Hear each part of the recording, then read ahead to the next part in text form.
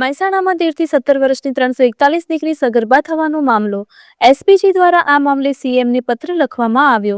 એસપીજીના રાષ્ટ્રીય અધ્યક્ષ લાલજીભાઈ પટેલે તમામ સામે ફોજદારી કાર્યવાહીની કરી માંગ. બાળલગ્ન માટે જવાબદાર તમામ સામે ફોજદારી કાર્યવાહીની માંગ.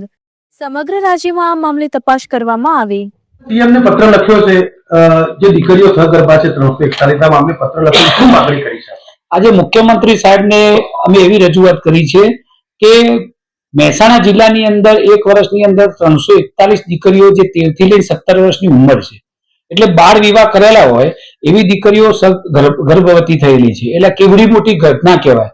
આ ઘટનાની અંદર જે નરાધમો હોય, જેમને આ ઘટના ઉપજાવી હોય એવા લોકોને કડકમાં કડક સજા થવી જોઈએ.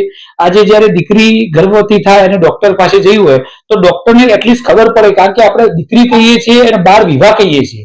તો નાદાન દીકરી હોય, એની ઉંમર નાની હોય, તો એ ટાઈમે એ સગર્ભા હોય તો ડોક્ટરને એટલીસ્ટ ખબર પડવી જોઈએ કે આની ઉંમર નાની છે. તો એને પણ ઉપરના અધિકારીઓ કે જો લાગતું વળગતું હોય તે તપાસ કરીને કહેવું જોઈએ, પણ એવું પણ કહેવામાં આવ્યું નથી.